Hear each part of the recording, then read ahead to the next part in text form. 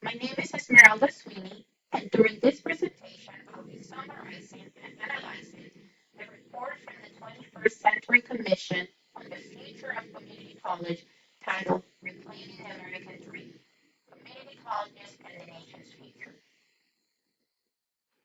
5 years ago, the American Association of Community Colleges embarked on a 21st Century initiative. This two-phase initiative had the overall goal of providing an additional 5 million students with a degree or certificate by the year 2020. Phase one was twofold: to research community colleges across the nation and investigate their performances measures and student success initiatives, and also to find out how the American Association of Community Colleges can best support colleges across the nation. Phase two was the creation of the 21st Century Commission.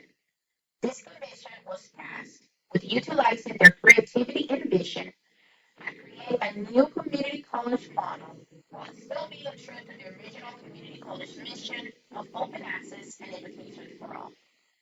This report, Reclaiming the American Dream, Community Colleges and the Nation's Future, is the outcome of that commission. But why would the commission have the need to create a new vision for all community colleges?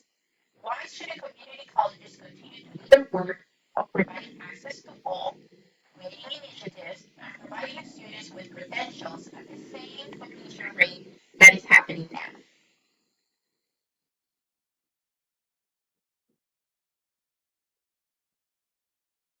The reason is because the reality that community colleges are currently facing is that completion rates are extremely low, job preparation skills are inadequate, and the educational path from K through 12 to community colleges to four-year institutions are not aligned.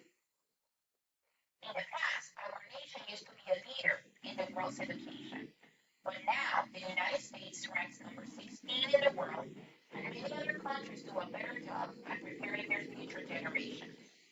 Globalization is forcing community colleges to re-examine the way their education is designed. The world is changing rapidly, and with it, so should our education. The Commission reports that in just 2 years, 75% of jobs in our nation will require applicants to have a credential beyond high school, and 15 to 20 million employees are expected to be retiring in the next 10 years. Yet, community colleges are currently not doing their part in ensuring the needs of the communities one of its stated missions are being met. Community colleges stand now at a crossroads, and it's up to them to decide if they will take on the challenge of seizing the moment and making history again. In the 1940s, our country found itself at a similar crossroad. The 1947 Truman Report eloquently portrays how the country was facing a time where thousands of veterans were returning home and were seeking educational opportunities, and how there was a broad discrepancy in access to education. Quality education back then was most easily accessible by those with ample financial means and only if they were part of the racial majority. The Truman Report catapulted the open access mission of the community colleges, and as community colleges started to appear in many communities, so did the easy access to education, regardless of color, race, religion, and financial means. Bailey et al., in his books Redesigning American Community Colleges, also talks to us about the urgency of changing the way community colleges currently operate. The Reclaiming American Dream report mirrors the author's voice and message as it reminds us of the challenges community colleges are currently facing and the need to change. To address this newfound challenge, the Commission proposed the following framework in the report. Through this framework, the Commission proposes a complete paradigm shift in the way community colleges conduct businesses. Community first and foremost, community colleges should shift their focus from increasing enrollment and access to increasing success of those enrolled. In other words, the focus should be in increasing completion of credentials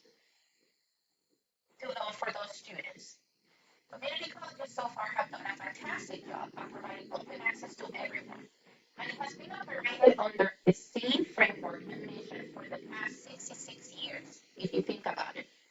Even though the world has become smaller, the economy has become more challenging, and technology has grown rapidly. Yet, the focus on student success and access instead of success has remained exactly the same.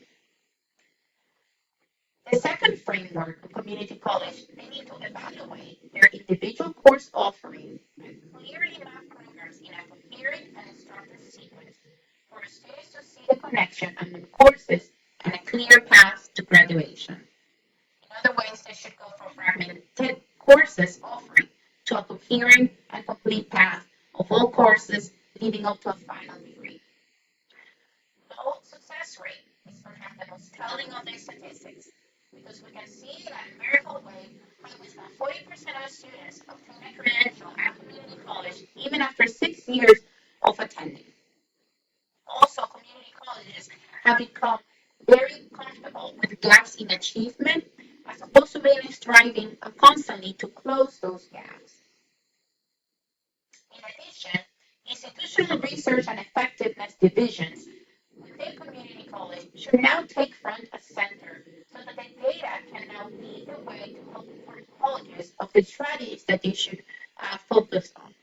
So they should go away from, stay away from anecdotal evidence and be more database evidence. In addition, the focus should also turn to what is best for students and increasing faculty and student collaboration to a more student-focused approach, as opposed to both faculty and students each operating within their own silo.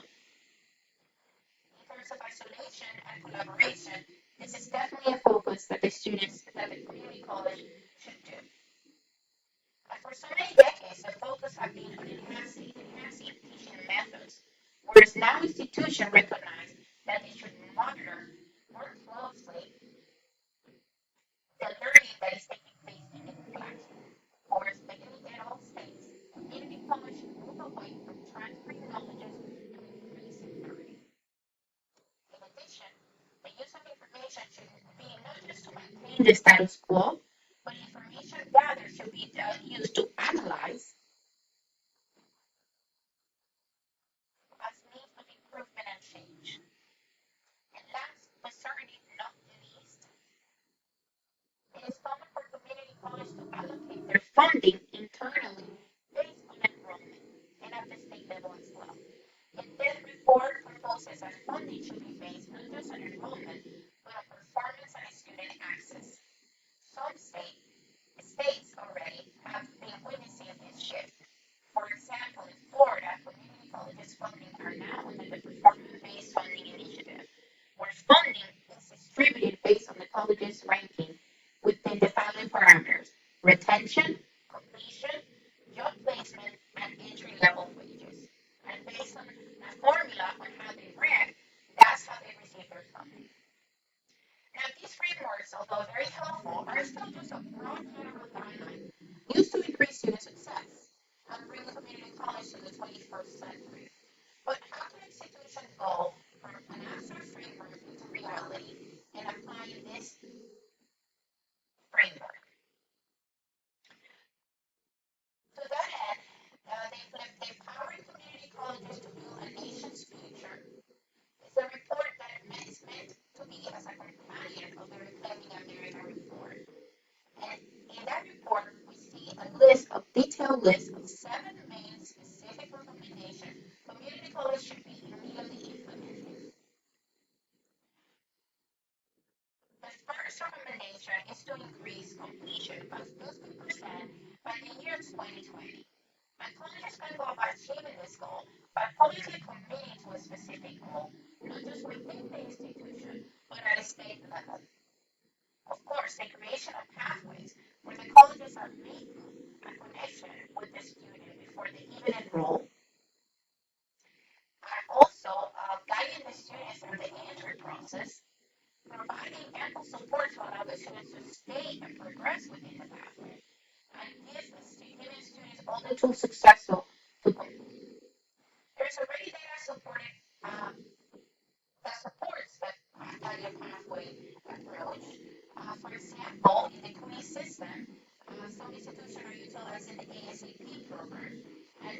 community college, which is a model of housing, assigning students to specific houses within learning communities, and through the FYRF, First Year Experience Program, we have yielded some very promising data. The second initiative is to dramatically improve college readiness. A few ways that colleges can go about achieving that is through the increase of collaboration with the K through 12 system for the purpose of aligning efforts and ensuring that students come to community colleges prepared. The third recommendation is closing the American skills gap.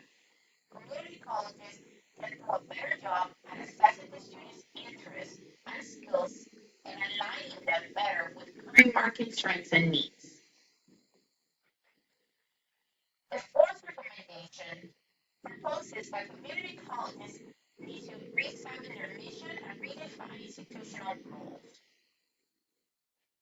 For example, colleges can serve as the middle person in referring students to alternative providers in addition to students going on their own to seek this opportunity. There's also a lot of room for improvement in the areas of advising and learning assessment, in which students are often confused about the credentials they need to take to complete a degree, and also they're not being currently placed in the correct developmental course that they will need to succeed. Recommendation number five, speak to us about investing in a collaborative support. Ideally, under the new model, community colleges and institutions will be able to track students from K through 12 to college, to transfer, and even beyond after they graduate to the workforce and see how the students are performing to better inform how we are addressing our students' needs. Initiative number six proposes that we target on public and private investment strategically, which means that leaders need to be very involved and not just at the organizational level, but at the national associations as well. And number seven recommends that colleges implement policies and practices that promote rigor and accountability. Yeah, one way that community colleges can do that immediately is by joining the Voluntary Framework of Accountability, or VFA, which is the first national accountability system for colleges. In addition to these recommendations, there are other strategies that colleges should focus on. In this case, we are referring to some key stakeholders within an institution. For example, leadership is extremely important to be solid and visionary during this transition. They should invest in development, professional development, and be accountable for student success measures. In addition, governing boards within institutions should also be able to embrace this change and follow this model and continue to invest in professional development at their level as well. Faculty engagement and collaboration with students is also key, and bringing in faculty as key players in this transition is also of the utmost importance. Institutions should still take into consideration not just what is happening in their institution, but also at the state and national level, so that they can devise strategies to be able to better inform their path in the way they're planning their future. Community college approximation are important in this path, but in order to stay the course and be successful, they should not forget their past and protect the core mission of community college of providing open and quality access to education for everyone. They should be honest with their present reality. That is, the community college want to meet the need of the 21st century students and economy, it must change the way it operates. And they should also be brave to envision a future. A future where student success rates are high, future generations are highly educated and contributing to society, and the nation is once again competitive and competent in a global economy. This future is within our grasp and it's worth the risk because as educators, we order to our current generation.